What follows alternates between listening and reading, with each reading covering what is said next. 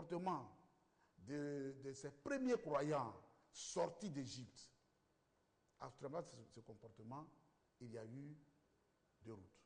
D'accord. 2 minutes, nous allons en 2 plateaux. Après Dimokro, retrouver M. André qui est en ligne. Tout à l'heure, M. Agib aura la parole parce que le révérend trouve que la religion peut constituer un remède miracle. Et il a justifié cela par des choses qui se sont passées et qui se sont dites sur place ici. M. André, bonjour. Oui, bonjour Mohamed. Merci d'être avec nous. Le sujet, vous l'avez déjà sur le petit écran. Oui. On vous écoute ou est-ce que vous souhaitez qu'on rende plus clair Oui, le en sujet? fait, depuis hier, je suis un peu l'émission. Hein. Oui, d'accord. Donc, Hier je n'ai pas pu appeler déjà. Et c'est passé aujourd'hui. J'aimerais préciser une chose.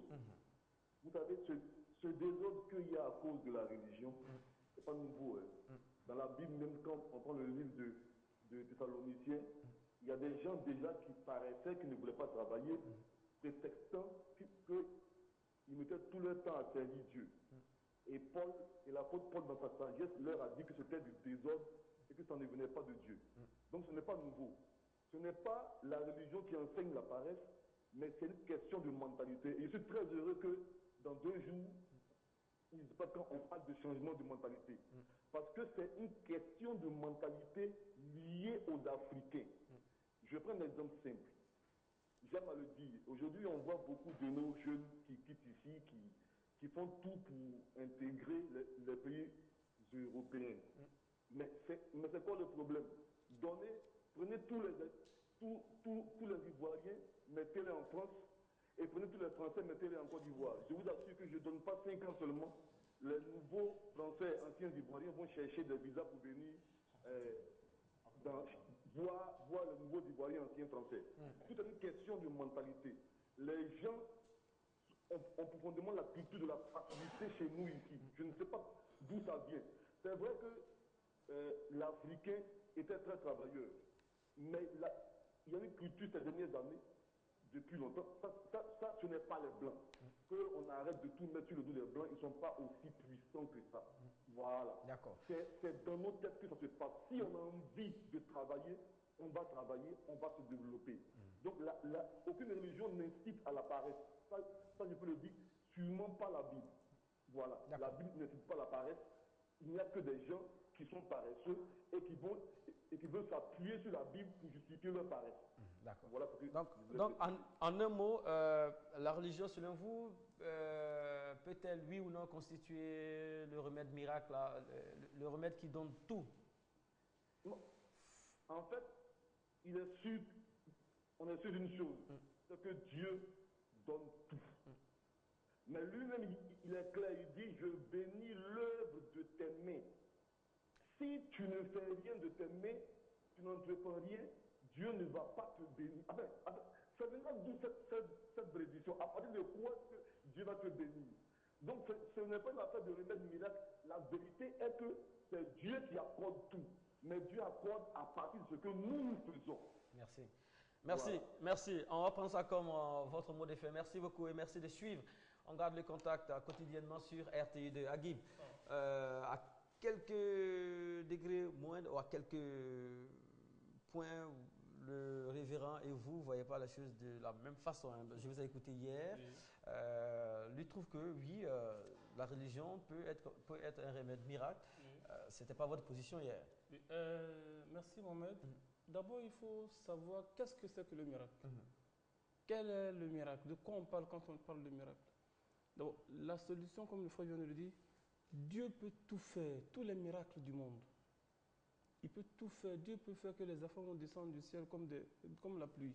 Sans que tu veux enfant, tu vas taper une porte et puis les enfants tombent comme la pluie. Dieu peut faire, la religion peut faire ça, peut être cause de ça. Mais il y a des règles de Dieu dans la vie. Ce que le révérend appelle les conditions. Voilà. Dieu, il appelle ça « Nous avons mis une cause en toute chose. Tu veux un enfant légal, Dieu dit marie-toi.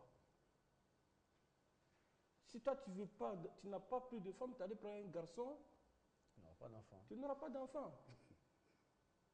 Dieu peut faire que l'enfant va sortir. La religion peut être cause que miraculeusement l'enfant va sortir de la bouche du monsieur là. Mais Dieu ne va pas faire parce que ce n'est pas ça ses règles. Donc Dieu nous dit de suivre les causes qu'il a mis. C'est pourquoi dans le Coran il dit الذي جعل لكم الأرض ظلولا فامشوا في مناكبها وكلوا من رزقه وإليه النشور. Il dit Dieu il a soumis la terre pour vous, alors marchez-y et mangez des grâces de vos seigneurs. Dieu il a mis la terre, ce qui veut dire, pourquoi il dit marcher dessus la terre? C'est-à-dire il faut faire les causes qu'il faut pour manger. Tu veux manger la terre là. Il ne faut pas commencer à regarder en haut, non, en bas. Comme on le dit, le ciel nous a créé, la terre nous nourrit. C'est ça. Donc Dieu, c'est lui qui va te nourrir, mais il a mis des principes et des causes, des schémas que tu dois suivre. Donc le miracle, lui, mais il travaille d'abord. D'accord. Sayyidina Chérif Ahmed. Oui, je voulais, comment on appelle ça, ajouter quelque chose, si je peux me permettre, parce que je ne prétends pas que je connais le Coran plus que l'imam, mais je pense que l'imam va m'éclairer même là-dessus. Les prescriptions de Dieu par rapport au travail, parce que quand on était au paradis, je pensais qu'on avait tout. Maintenant qu'on a désobéi, que Dieu nous a mis maintenant sur la terre, où on doit maintenant se nourrir à la sueur de notre front, je pense que dans le Coran, il y a la zakat. Parce que depuis longtemps, je parlais de quelque chose ici que les internautes souvent ne comprenaient pas. On disait que Sayyidina dit qu'il faut qu'on puisse faire du business, entre guillemets, à partir de la religion. Non, ce n'est pas faire du business, entre guillemets.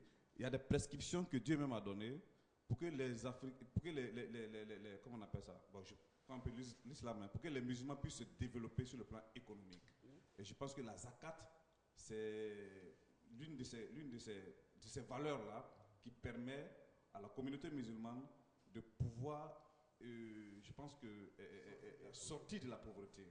Donc je pense que l'imam est là pour pouvoir nous expliquer ça. Et les uns et les autres comprendront pourquoi je parle souvent que la religion peut développer les gens économiquement, oui. Mais c'est parce que nous, Africains, on ne... Voilà. Mais ça nous éloigne un peu, de notre... Ça nous éloigne un tout petit peu de l'objet de ce plateau. L'objet de ce plateau, je pense que depuis le départ, et j'ai toujours la même ligne, c'est que je dis que les Africains ne profitent pas économiquement et sur le plan de développement social des religions. Et je pense que ça profite. Bruno tout à l'heure, on parlait des cylindrites tout à l'heure. Oui, là j'ai dit. Il est africain. Lui, c'est une autorité, mais il est fidèle. Ouais. C'est de ça qu'il voulait. Moi, je pense que il vient de parler des zakat. Je crois que c'est une offrande. Oui, effectivement. C'est une offrande que l'Éternel Dieu, c'est pour montrer à chacun de nous un amour sincère envers son prochain. Dieu a dit, si tu as, il faut partager. Voyez bien, il faut partager. Donc, l'offrande est bienvenue pour dire à celui qui en a que celui qui en face, il n'en a pas, il faut lui en donner. Mais ce n'est pas pour lui donner des millions pour aller construire une usine. Parce que quand on me parle que la zakat est un outil de développement, la zakat, enfin, je ne suis pas musulman, mais je pense, quand je parle de moi, de l'offrande que nous faisons, c'est pour démontrer, parce que c'est une condition que l'Éternel Dieu nous a donnée à nous tous. Quand moi je prends la religion chrétienne, Jésus a dit, aimez-vous les uns les autres. Partagez ce que vous aviez. Et c'est là même la base de la religion chrétienne. Après que le Christ soit parti, Pierre a rassemblé les autres apôtres et les autres disciples qui étaient là pour venir, et ils sont venus. Quand ils sont venus, et il leur a dit, allez-y vendre tout ce que vous avez, les champs que vous avez, tout ce que vous avez, envoyez ça pour qu'on les partage aux orphelins et aux veuves. Donc, la religion, c'est quelque chose, démontrer l'amour que Dieu a eu pour créer l'homme. Donc, de ce fait, quand nous partageons effectivement ce que nous avons entre nous, je pense que ça vient. Mais sinon, le côté développement, le côté développement est là, c'est vrai. Le côté développement est là.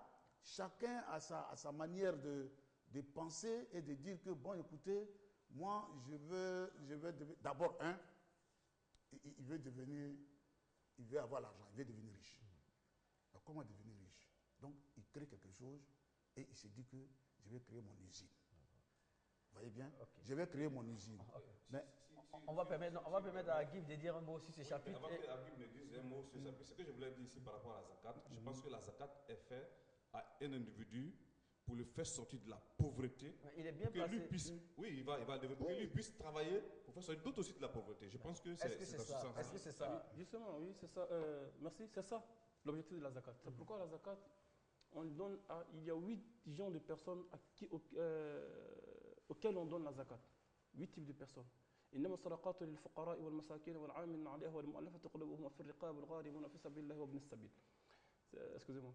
D'abord, il y a les pauvres, les misérables, les gens qui n'ont rien. Celui qui n'a rien du tout, c'est à lui dont on donne la zakat.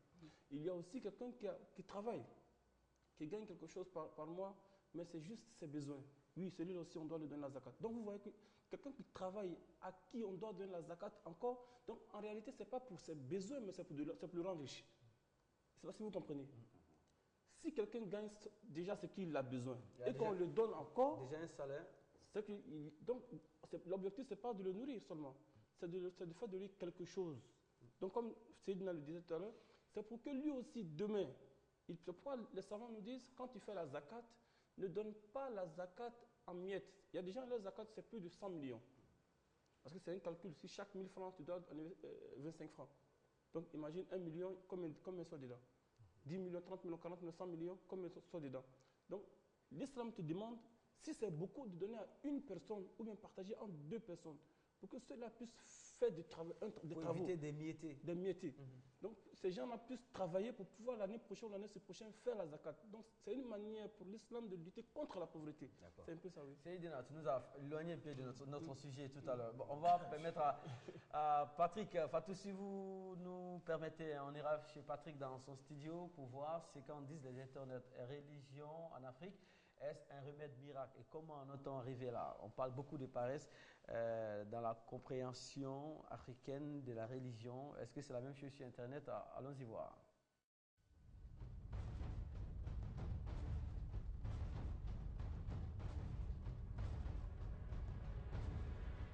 Voilà, sur la page Facebook de notre émission aussi, les internautes se prononcent sur la question. Sylvia Conan nous soumet à une très bonne analyse des choses, à une très belle analyse, je veux dire. Elle nous dit, alors vous allez voir dans quelques instants, elle nous dit l'homme et la religion se fait une seule paire. L'homme doit savoir faire la part des choses. Les hommes religieux doivent faire leur boulot, c'est-à-dire conduire les brebis égarées vers le droit chemin. Et c'est à nous, les chrétiens, on va dire à les religieux aussi, nous devons savoir faire la part des choses, avoir une indépendance financière. C'est le but de chaque être humain. Alors chacun doit prendre conscience qu'il doit mettre la main à la pâte, alors que chacun doit avoir un travail et lutter pour pouvoir être bien heureux, pour ne plus être manipulé par les prophètes escrocs, qu'ils sont vers l'homme, abusent de la faiblesse de ces personnes. Mais sachons que la religion n'est pas un obstacle, elle ne doit pas empêcher l'homme à travailler et à avancer. Déjà, je veux soumettre à cette proposition de la part de Sylvia Kononda, Mohamed, à nos hommes de Dieu par rapport à cette analyse. Ça a été un peu long. Elle incite au travail et elle... À être un bon religieux, une bonne religieuse, tout en pratiquant une activité pour ne pas être à la merci de certaines fausses prophéties. Voilà. Est-ce que les faux prophètes, il y en a d'abord dire? Je parle sous contrôle des différents religieux. Je sais que dans les prescriptions religieuses, on dit que vers les signes de la fin du monde, il y aura des faux prophètes. Ça, c'est la grande question que je me pose. Je me demande pourquoi. Pour parler d'une religion, on fait des miracles. Et on fait une grosse communication sur les miracles qu'on peut faire. Parce que j'ai l'impression que ça commence à ressembler à du charlatanisme. Je ne comprends pas pourquoi le Dieu qui est si puissant, on a juste besoin, parce que tous les livres révélés sont profonds. C'est des... Quand tu écoutes, sincèrement, ça te touche, ça te motive, ça t'envoie vers une certaine croyance certaine. Mais aujourd'hui, on a l'impression qu'il y a une grosse démonstration de magie qui est en train de s'installer pour pouvoir convaincre les différentes personnes à croire. Et puis, on se donne des titres. Les titres ne sont pas importants, les titres de prophètes. Je ne sais pas, pour moi, c'est mon opinion personnelle. Les prophètes, c'est ceux qui ont reçu des livres révélés. Parce que c'est comme des gens, je ne veux pas Vous trouvez qu'il y en a beaucoup aujourd'hui, les prophètes? Il y en a trop. Il y en a de tous les bords. Même quand tu prends des gens comme, parce que si je cite le nom des gens qui utilisent l'islam, par exemple, pour mener des combats qui n'ont pas de sens. Parce que quand on cite leur nom, c'est comme si on fait de la communication pour eux. Parce que c'est des bandits qui ont des armes, qui agissent pour avoir de l'argent et ils utilisent le nom des religions. Permettez-nous d'aller à Port-Boué. Monsieur Eric est là. Eric, bonjour. Non. Allô? Vous êtes là? On vous entend, on vous entend. Ok, d'accord, merci. D'accord, merci. En fait, là, depuis hier, je vous suis un peu. Oui. Et puis, le sujet, franchement, je pense qu'il est important en ce moment, avec tout ce qu'on vit en ce moment en Afrique. Oui. D'abord, la question Afrique, la religion, un remède miracle. Effectivement, la religion peut être un remède, à condition que les Africains pratiquent la religion qu'il faut en ce moment. Malheureusement, je ne sais pas comment on dit, mais quand vous dites la religion qu'il faut, la religion dominante en Afrique ou même dans le monde, là, c'est le christianisme et l'islam. Mais franchement, est-ce qu'un jour en Afrique, là, on s'est posé la question de savoir est-ce que ces religions sont bonnes pour nous? Qu'est-ce que ces religions nous ont apporté? Le christianisme, qu'est-ce qu'ils nous ont apporté? L'islam, qu'est-ce qu'ils nous ont apporté? Franchement, quand on fait le bilan, on se rend compte que les Africains, ou bien l'Afrique même, nous sommes d'abord des serviteurs et de deux des éternels mendiants. Donc, ça veut dire quelque part, là, la religion, cette religion ne nous aide pas, il ne nous a jamais aidés. Moi, franchement, j'aimerais qu'un jour, il y ait des débats sur les religions en Afrique. Est-ce que les religions peuvent nous aider? Moi, je fais mes recherches, je fouille un peu partout et je me rends compte que toutes les religions... Allô? Oui, vous êtes en direct, Eric. On vous suit, on prend des notes. Voilà, ok, donc je continue. Donc, je me rends compte que toutes les religions, sont les religions, on sait tous que ça a été révélé, mais les mots de propagation,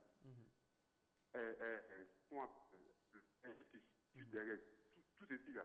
Donc, on comprend que tout ça, c'est une question de pouvoir, une question d'argent. Merci Eric. Eric, on a fait le tour. En Afrique, là, ça paye, ils sont des témoins. D'accord. Merci, on a noté. Il est dans le même sens que Seydina Chérif Ahmed.